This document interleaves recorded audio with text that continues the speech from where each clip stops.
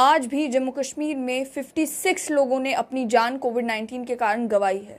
ऐसा लग रहा था कि हालात बेहतर होंगे, लेकिन हालात बिगड़ते ही जा रहे हैं।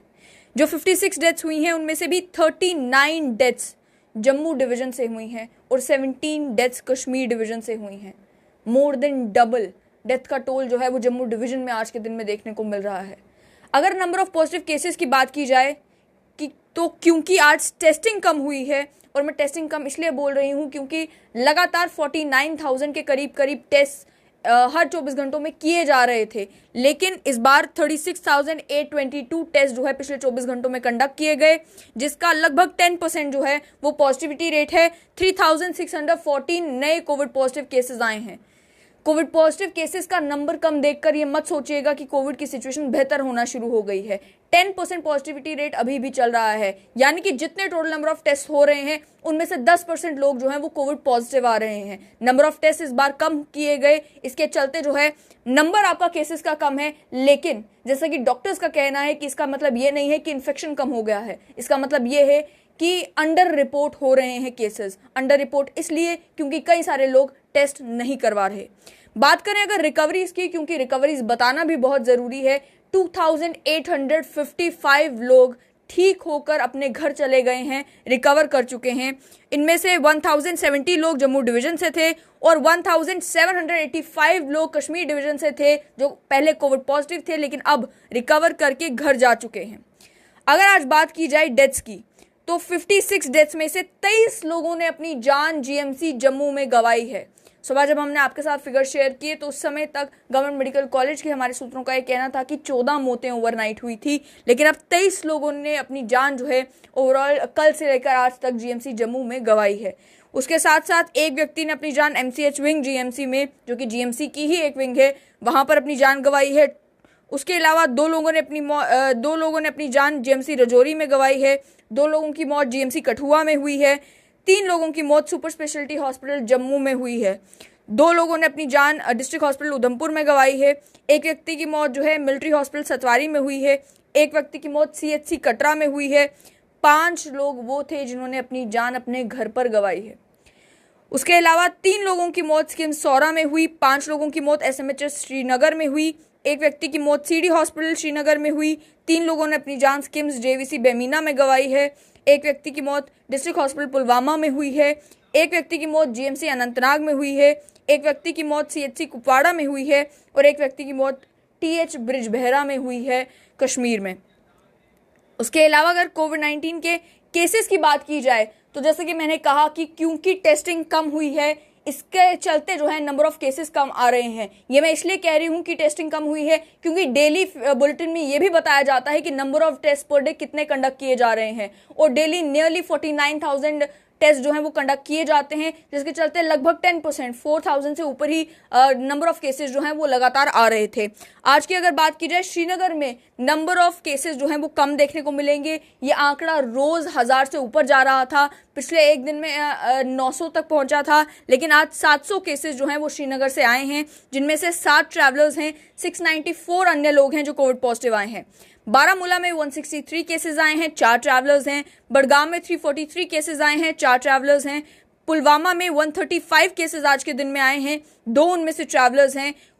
कुपवाड़ा से 187 केसेस आए हैं। अनंतनाग से 134 केसेस आए हैं और 5 ट्रैवलर्स हैं। बांडीपुरा से 65 केसेस आए हैं, 3 ट्रैवलर्स हैं। और उसके अलावा गांदरबल से 76 केसेस आए हैं, ट्रैवलर कोई भी नहीं है। कुलगाम से 254 केसेस आए हैं, 2 उनमें से ट्रैवलर्स हैं। शोपियां से 60 केसेस आए हैं, जिनमें से एक ही ट्रैवलर है। ओवरऑल कश्मीर डिवीजन से आज 2,118 कोविड-19 के केसेस आए हैं, जिनमें से 31 ट्रैवलर्स हैं और 2,087 अन्य लोग हैं, यानी कि लोकल्स हैं, जो कि कोविड पॉजिटिव आए हैं। अब अगर जम्मू डिवीजन की बात की जाए तो जम्मू डिवीजन में कोविड पॉजिटिव केसेस का आंकड़ा 1,496 है और हाईएस्ट नंबर ऑफ केसेस आज के दिन में भी जम्मू डिस्ट्रिक्ट से देखने को मिल रहे हैं। ट्रैवलर एक भी नहीं है। 658 लोकल्स जम्मू डिस्ट्रिक्ट में कोविड पॉजिटिव आए हैं। एक्टिव पॉजिटिव केसेस का आंकड़ा जम्मू डिस्ट्रिक्ट में 7,630 पर पहुंच चुका है और बारिंग श्रीनगर डिस्ट्रिक्ट सेकंड नंबर पर हाईएस्ट एक्टिव केसेस में जम्मू डिस्ट्रिक्ट है। उधमपुर की बात की जाए 137 नए केसेस उधमपुर डिस्ट्रिक्ट में भी आए हैं, यानी कि हालात उधमपुर डिस्ट्रिक्ट में भी गंभीर हो रहे हैं। इन 137 लोगों में से 3 ही ट्रैवलर्स थे।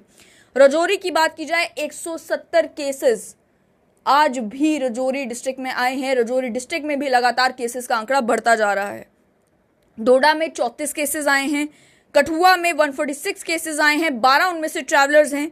सांबा में 158 केसेस आए हैं, 7 ट्रैवलर्स हैं। किश्तवाड़ में 11 केसेस आए हैं, ट्रैवलर कोई भी नहीं। पुंछ में 880 केसेस आए हैं आज, 57 केसेस आज के दिन में आए हैं और 57 केसेस में से 8 ट्रैवलर्स हैं, 49 अन्य लोग हैं जो कोविड पॉजिटिव आए हैं। रामबन से 50 केसेस आज के दिन में आए हैं, 5 ट्रैवलर्स हैं और रियासी से 75 लोग कोविड पॉजिटिव आए हैं, 7 उनमें से ट्रैवलर्स हैं। जम्मू डिवीजन में ओवरऑल 44 ट्रैवलर्स आज के दिन में कोविड पॉजिटिव आए हैं और 1452 लोकल्स हैं जो कोविड पॉजिटिव आए हैं। एक्टिव पॉजिटिव केसेस का आंकड़ा 49,951 तक पहुंच चुका है। रिकवरीज की बात की जाए तो रिकवरीज में आज highest number of recoveries Srinagar district से ही हुई है। 723 लोग रिकवर करके घर गए हैं। उसके बाद बारामूला से 303 लोग गए हैं, बड़गाम से 202 लोग हैं जो ठीक हो चुके हैं, पुलवामा से 95 लोग ठीक हो चुके हैं, कुपवाड़ा से 94 लोग ठीक हो चुके हैं, अनंतनाग में 72, बांडीपुरा में 127, गांदरबल में 66 और कुलगाम में 103 लोग हैं जो रिकवर कर चुके हैं आज के दिन में। जम्मू डिस्ट्रिक्ट की बात की जाए तो 444 लोग रिकवर किए हैं कोविड-19 से। उधमपुर में 183, राजौरी में 33, डोडा में 12, कठुआ में 119, सांबा में 111, पुंछ में 78, रामबन में 15 और रियासी में 75 लोग हैं जो ठीक होकर घर जा चुके हैं। और अगर डेथ्स की बात की जाए तो अभी तक कोविड-19 के कारण 2782 लोगों ने अपनी जान गंवा दी है।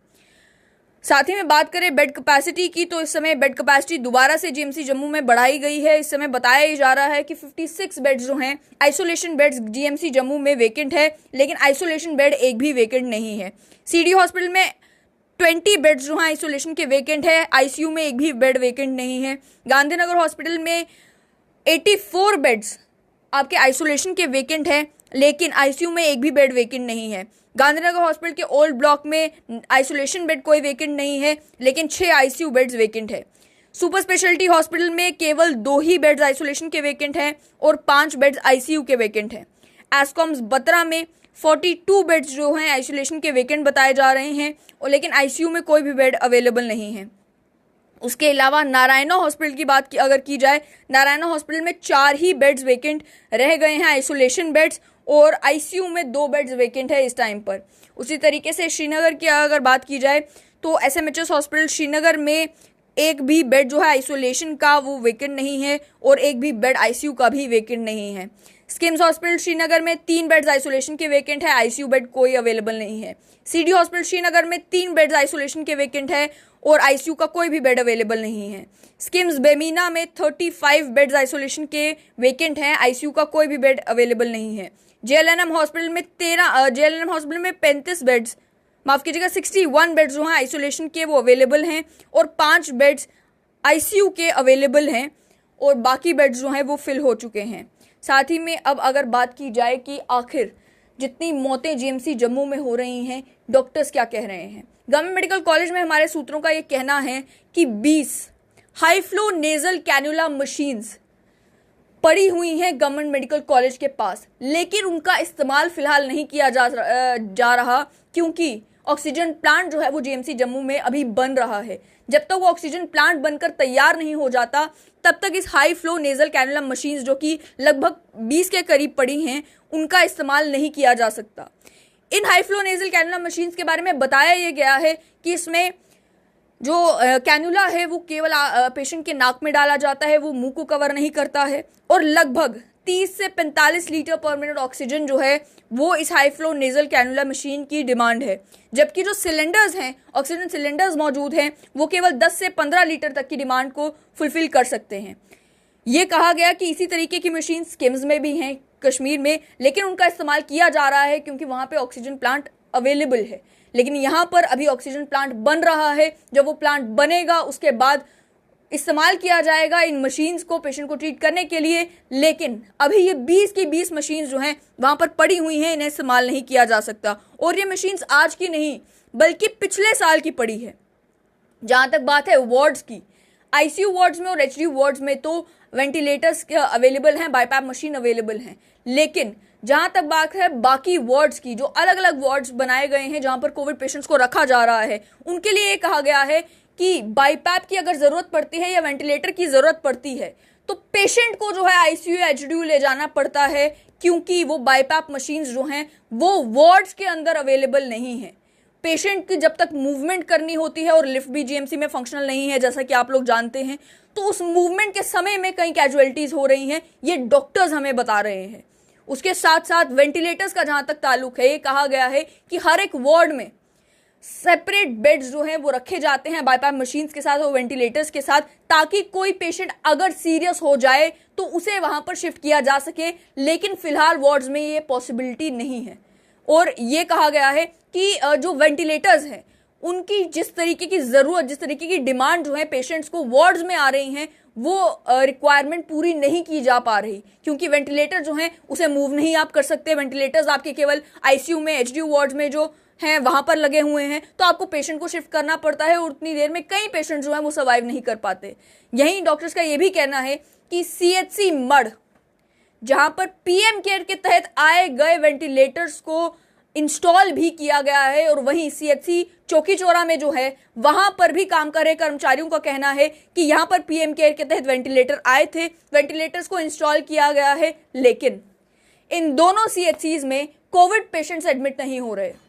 इन दोनों सीएचसीज में फिलहाल कोविड पेशेंट्स को नहीं एडमिशन दी जा रही, और इन दोनों सीएचसीज में इन वेंटिलेटर्स को ऑपरेट करने के लिए बताया ये जा रहा है कि एनेस्थीसिस मौजूद नहीं है। तो आखिर ये वेंटिलेटर्स जो वहां पर इंस्टॉल किए गए हैं, इसका पर्पस क्या है? जहां पर आपका पेशेंट लोड ज्यादा है, जहां पर आपकी जरूरत ज्यादा है, वहां पर जिन वेंटिलेटर्स की जरूरत है वो वेंटिलेटर्स वहां पर उन वार्ड्स में मौजूद नहीं है, जिसके कारण गवर्नमेंट मेडिकल कॉलेज जम्मू में कई सारी जानें डेली जा रही हैं। लेकिन जहां पर आप कोविड के पेशेंट्स को एडमिट ही नहीं कर रहे, वहां पर वेंटिलेटर्स लगा कर रखे हैं। जहां पर उन वेंटिलेटर्स को ऑपरेट करने के लिए स्टाफ मौजूद नहीं है, वहां पर वेंटिलेटर्स लगाकर रखे गए हैं। और जहां पर उस तरीके का ऑक्सीजन नहीं आप प्रोवाइड कर पा रहे उन वेंटिलेटर्स को फंक्शनल करने के लिए, वहां पर वेंटिलेटर्स पड़े हैं, और जिस जीएमसी जम्मू के वार्ड्स में जरूरत है इन वेंटिलेटर्स की, वहां पर ये वेंटिलेटर्स नहीं है। क्या ये बातें सरकार को नहीं मालूम?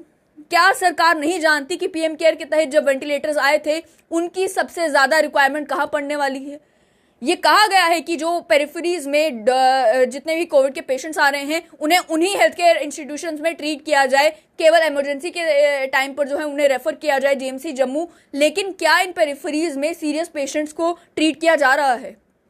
जिन पेरिफेरल हॉस्पिटल्स में जब एक्सीडेंट होता है तब भी पेशेंट के पास डॉक्टर नहीं होता, तो कोविड-19 की सिचुएशन में किस तरीके से माना जा सकता है कि यहाँ पर कोविड पॉजिटिव पेशेंट को वेंटिलेटर सपोर्ट के साथ जो है वो इन हॉस्पिटल्स में रखा जा रहा होगा? और जब स्टाफ ही नहीं है वहां पर, और बताया गया वहां पर सीएचसी में काम कर रहे कर्मचारी द्वारा कि यहाँ पर एनेस्थीसिस पहले था लेकिन उसे फिर अटैच कर दिया गया और अब यहाँ पर कोई नहीं है, और इन वेंटिलेटर्स को ऑपरेट करने के लिए कोई नहीं है, और इन वेंटिलेटर्स की जरूरत जिन कोविड पेशेंट्स के लिए होगी वो कोविड पेशेंट्स तो यहाँ पर एडमिट ही नहीं हो रहे। यहाँ पर वैक्सीनेशन सेंटर जरूर बनाया गया है, लेकिन उसी वैक्सीनेशन सेंटर के अलावा कोई कोविड का अगर पेशेंट आता है तो उसे यहाँ पर एडमिट नहीं किया जाता। यह सूरत हाल है। और वहीं ऑक्सीजन प्लांट इस एक साल में क्यों नहीं बना जीएमसी जम्मू में? अब कहा जा रहा है लेफ्टिनेंट गवर्नर की एडमिनिस्ट्रेशन द्वारा कि 10 ऑक्सीजन प्लांट जो है वो बनाए जाएंगे, लेकिन ये जो मशीन्स अस्पताल में पड़ी हुई हैं, पिछले साल से पड़ी हुई हैं, क्या अस्पताल के एडमिनिस्ट्रेशन को नहीं मालूम था कि इन मशीन्स का इस्तेमाल करने के लिए ऑक्सीजन प्लांट की जरूरत पड़ेगी? क्या ये बात सरकार को कन्वे की गई कि ये मशीन्स हमारे पास हैं जो जिस टाइम पर कोविड के पेशेंट्स आएंगे ये लाइफ सेविंग जो है वो साबित हो सकती हैं, लेकिन इसके लिए हमें ऑक्सीजन प्लांट की जरूरत है, oxygen cylinder will not be enough? क्या ये बातें बताई गई? ये सारी चीजें जो अब डॉक्टर्स मीडिया के साथ शेयर कर रहे हैं, जो अब डॉक्टर्स अलग अलग माध्यमों से बता रहे हैं ताकि ये बात किसी ना किसी तरीके से सरकार तक पहुंचे, क्या हॉस्पिटल एडमिनिस्ट्रेशन ये बातें सरकार तक नहीं पहुंचा पाई? और अगर सरकार तक ये बातें पहुंचाई तो क्या सरकार ने इन बातों का संज्ञान नहीं लिया? क्या यही एक्सपेक्टेशन थी कि जिस तरीके से कोविड-19 के फर्स्ट वेव में कश्मीर में हालात ज्यादा बिगड़े थे, जम्मू में फिर कंपैरेटिवली नॉर्मल थे, वही सिनेरियो सेकेंड वेव में भी होगा, तो यहां पर ज्यादा ध्यान देने की जरूरत नहीं है? क्या ये सोचा गया कि जीएमसी जम्मू में जो है आईसीयू और एचडीयू वार्ड से काम चल जाएगा, अन्य वार्ड्स बनाने की जरूरत नहीं पड़ेगी? फेज्ड मैनर में बेड कैपेसिटी तो बढ़ाई जा रही है, लेकिन जिस एडिशनल इक्विपमेंट की जरूरत है इन वार्ड्स में, क्या वो इक्विपमेंट मौजूद करवाया जा रहा है? अगर मैं बात करूं अटेंडेंट्स की, जो अटेंडेंट्स अपने कोविड पेशेंट के साथ वार्ड में हैं, तो उनका भी यही कहना है कि अवेलेबल नहीं करवाया जा रहा। ऑक्सीजन सैचुरेशन डिप करती है, डॉक्टर खुद कहते हैं बाईपैप मशीन लगाने की जरूरत है, लेकिन बाईपैप मशीन वहां पर अवेलेबल नहीं है। कुछ एक इंस्टेंसेस में पेशेंट के अटेंडेंट का यह कहना है, हमने खुद कोशिश की कि हम मार्केट से जाकर बाईपैप मशीन खरीदें ताकि हमारे पेशेंट की जान बच सके। ये सब काम तो सरकार को करना था, और इसमें मैं डॉक्टर्स को ब्लेम नहीं करूंगी, क्योंकि डॉक्टर्स का काम नहीं है इक्विपमेंट लाना। इक्विपमेंट लाना सरकार का काम है, और सरकार तक ये रिक्वायरमेंट पहुंचाना हॉस्पिटल एडमिनिस्ट्रेशन का काम है कि हमें इन सारी चीजों की जरूरत है। और लिफ्ट फंक्शनल नहीं है, लिफ्ट के फंक्शनल ना होने के कारण कितनी दिक्कतें आ रही हैं ये सोचें। और ये लिफ्ट कब से फंक्शनल नहीं है, लेकिन इसके बारे में भी नहीं सोचा जा रहा। जो ऑक्सीजन प्लांट बन जाना चाहिए था कोविड की फर्स्ट वेव के बाद, उसे अब बनाने के बारे में सोचा जा रहा है, जब रेगुलरली जम्मू डिवीजन से लगातार इतनी मौतें हो रही हैं। हम आप तक रिकवरी की फिगर भी पहुंचा रहे हैं, लेकिन अगर सरकार की इन कमियों खामियों की वजह से लोगों की जान जा रही है, तो वो भी आप तक पहुंचाना जरूरी है, ताकि अगर कुछ कोशिशें करके ये जानें बचाई जा सकती हैं, तो केवल अपनी कमी छुपाने के लिए ये बातें जो है वो छुपाई ना जाएं, बल्कि सरकार तक ये बातें पहुंचाई जाएं ताकि इन प्रॉब्लम्स को एड्रेस किया जा सके। और अगर ऑक्सीजन प्लांट लगाने का काम चल रहा है इस टाइम पर, या बाईपैप मशीन की जरूरत है, तो उनके प्रोक्योरमेंट के काम को स्पीड अप करना होगा। जितना समय आप लगा रहे हैं, उस समय में किसी की जान जा रही है। हमने ये माना कि कई सारे पेशेंट जो हैं वो सीरियस होकर अस्पताल आ रहे हैं, लेकिन इस टाइम पर अस्पताल में क्या सूरत हाल है वो भी देखने की जरूरत है। जहां कहीं लोगों के पार्ट पर कमी है, वो भी हम उन्हें बता रहे हैं कि आप एहतियात नहीं बरत रहे, आप जब शादियों में जा रहे हैं तो आप ध्यान नहीं रख रहे। लेकिन जब एक पेशेंट अस्पताल पहुंचता है तो वो इस एक्सपेक्टेशन के साथ पहुंचता है कि अब मैं ठीक होकर घर जाऊंगा। वहीं अगर किसी एक इक्विपमेंट की कमी की वजह से, या फिर इस ट्रांजिट की वजह से, टाइम लगने की वजह से अगर किसी पेशेंट की जान जाती है, तो वो तो एडमिनिस्ट्रेशन को कोसेंगे, वो तो डॉक्टर को कोसेंगे, क्योंकि उस टाइम पर वो ये नहीं सोच रहे होते कि लॉजिकली यहां पर गलती किसकी है। क्योंकि जब किसी का कोई करीबी चला जाता है तो दे आर ग्रीफ स्ट्रिकन, उस टाइम पर they are looking for something कि किसकी गलती हो सकती है।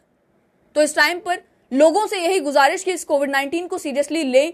आज ये नंबर कम है, इसे ये मत समझें कि हालात बहुत बेहतर हो गए हैं, अब एहतियात बरतने की जरूरत नहीं है। एहतियात बरतने की जरूरत अब भी है। और साथ ही में हाथ जोड़ के विनती सरकार से कि ये सारी बातें अगर अस्पताल से हम तक पहुंच रही हैं, तो आप तक क्यों नहीं पहुंच रही?